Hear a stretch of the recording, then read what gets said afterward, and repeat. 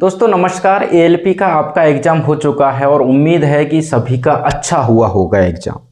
दोस्तों एएलपी 2024 में जो वैकेंसी थी वो थी 18,799, जिसका 15 गुना कैंडिडेट पास किया जाएगा CBT 2 के लिए, जो होता है टोटल लगभग 2,81,985। दोस्तों ये कैंडिडेट हैं कितने? टोटल फॉर्म जो भरे गए थे लगभग 19 लाख के आसपास भरे गए थे और जो प्रेजेंटेशन है मैक्सिमम 75% ही रहने वाली है। एग्ज़ाम जो देने वाले कैंडिडेट हैं 100% कभी नहीं जाते, मैक्सिमम 75 जाते हैं, वरना इससे कम ही रहता है हमेशा इसको। तो हम मान लेते हैं लगभग 14 लाख के आसपास कैंडिडेट प्रेजेंट रहे होंगे इस पेपर में, और इसमें से 50% को ना भाई अभी हटा दो, यहीं पे 50% ऐसे कैंडिडेट हैं जो मिनिमम पासिंग कट ऑफ जो है परसेंटेज जो है, जैसे अनरिजर्व की और EWS की 40% है, OBC और SC की जो है 30% है, ST की कट ऑफ है 25%। ये मिनिमम पासिंग नंबर हैं कि इतने नंबर होने चाहिए। लेकिन ये 14 लाख में से ना 7 लाख कैंडिडेट ऐसे हैं जो इसके आसपास भी नहीं पहुंच रहे हैं नॉर्मलाइजेशन के बाद भी, इसलिए हमने ये ना हटा दी। केवल 7 लाख कैंडिडेट ऐसे हैं जो इस मिनिमम परसेंटेज कट ऑफ को टच करेंगे। इसलिए हम कहेंगे कि जो टोटल कंपटीशन है ना दोस्तों, ये 7 लाख के आसपास ही है।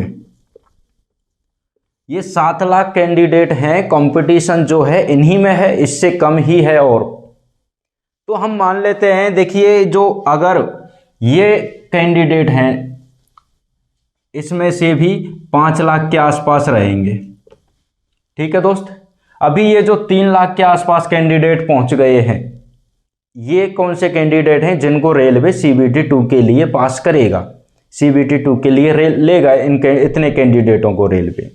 तो आपकी जो ये कट ऑफ है ना दोस्त, इसमें 2 से 4% जोड़ लो, बस इतने परसेंट जोड़ लो। अगर इतने परसेंट आपके बन रहे हैं नंबर्स, तो आप CBT 2 की तैयारी करने में लग जाइए। ST वाले हैं भैया 26-27 से ऊपर अगर आपके नंबर बन रहे हैं, परसेंटेज 26-27% से ऊपर आपके नंबर बन रहे हैं, तो बेशक CBT 2 की तैयारी करने लग जाओ। OBC और SC के कैंडिडेट जो हैं, OBC 35 तक जाएगा, लेकिन SC के जो है 32 के आसपास तक भी हैं, तब भी आप CBT 2 की तैयारी करने में लग जाइए।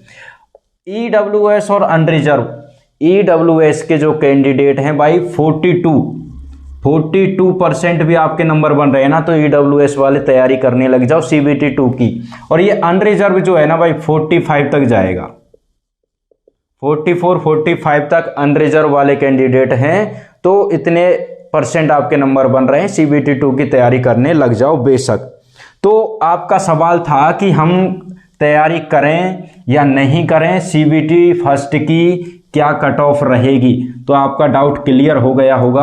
आपकी कितनी परसेंटेज होने चाहिए, कितने मार्क्स। अभी देखिए 3 लाख के आसपास कैंडिडेट रेलवे लेगा, और असल में जो कंपटीशन है वो 7 लाख के आसपास है, उससे भी कम रहेगा, 5-6 के आसपास। अभी हम आगे की प्रिपरेशन की बात करें कि अब आगे तैयारी कैसे करें। देखिए जिनका कंफर्म है, जो लोग मान रहे हैं कि हमारा तो 50% से ऊपर तो है आराम से नंबर, वो लोग आराम से part A plus part B CBT 2 के पार्ट ए और पार्ट बी दोनों पर काम करने लग जाओ, दोनों पर।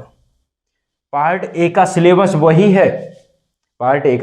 वही है जो CBT फर्स्ट में रहा था। इसमें क्या हुआ है कि इंजीनियरिंग ड्राइंग और जुड़ गई है। अभी हमारा इसमें प्रिपरेशन, हमारा बताने का उद्देश्य क्या है कि हम किस तरीके से तैयारी करें, पार्ट बी है, इसमें 35% नंबर चाहिए सभी कैंडिडेट को। आप SC ST OBC EWS किसी भी कैटेगरी के स्टूडेंट हैं, आपको पार्ट बी में 35% नंबर चाहिए पास होने के लिए। इससे कम नहीं होना चाहिए बिल्कुल भी, इससे ज़्यादा जितना भी हो चलेगा, या फिर ज़्यादा ना हो तब भी चलेगा, लेकिन इतना चाहिए मिनिमम। ठीक है दोस्त, क्यों? क्योंकि आप पार्ट ए में कितने भी नंबर लेके आ जाओ, अगर पार्ट बी आपके 35% से कम रह गया तो सारा सब कुछ आप गेम से बिल्कुल बाहर हैं। अगर आपका पार्ट बी पास है और इसमें अगर नंबर कम भी रहते हैं तो आगे की कट ऑफ पर डिपेंड करेगा कि आपका सिलेक्शन होना है कि नहीं होना, कम से कम आप गेम से बाहर नहीं होंगे।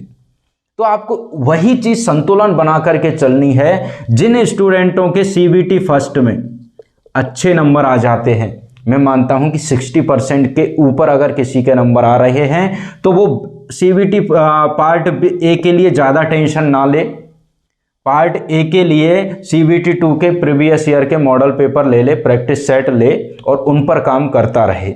ठीक है दोस्त, साइंस है उसको डिटेल में पढ़ ले, क्योंकि CBT फर्स्ट में पूछी गई थी जनरल साइंस और इसमें पूछी जाएगी बेसिक साइंस। बहुत ज़्यादा अंतर नहीं है, लेकिन इतना सा है कि उसमें किसी चैप्टर के बहुत इजी क्वेश्चंस पूछ लिए जाते हैं CBT फर्स्ट में।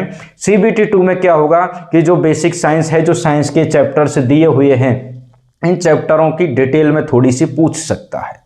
बाकी जो भी क्वेश्चंस पूछे जाते हैं, किस तरीके के पूछे जाते हैं, आपको हम बता देंगे।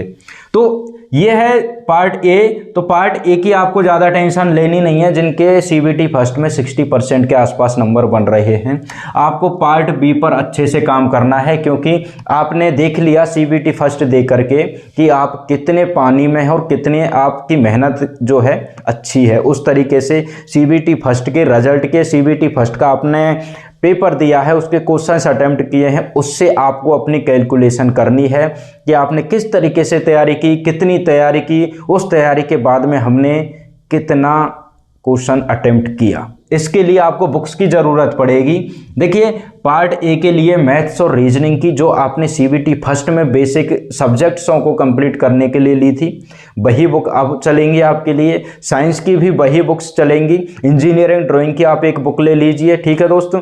और इंजीनियरिंग ड्राइंग के ईजी क्वेश्चंस पूछे जाते हैं, हार्ड नहीं पूछे जाते। सिर्फ एक जनरल नॉलेज के हिसाब से आपसे इंजीनियरिंग ड्राइंग के क्वेश्चंस पूछे जाएंगे, ठीक है। और ये जो पार्ट बी है, ये आपकी जो आपने जिस ट्रेड से आपने अपनी एजुकेशन कंप्लीट की है, उस ट्रेड के हिसाब से आप देख लीजिए कि आपकी कौन सी ट्रेड है, उसी की आप तैयारी कीजिए। तो इसके लिए आप प्रैक्टिस सेट ले सकते हैं, ये वाली बुक्स हैं, कोई और भी ले सकते हैं। तो अपनी पार्ट ए और पार्ट बी दोनों पर काम शुरू कर दीजिए, प्रैक्टिस सेट निकालते रहिए।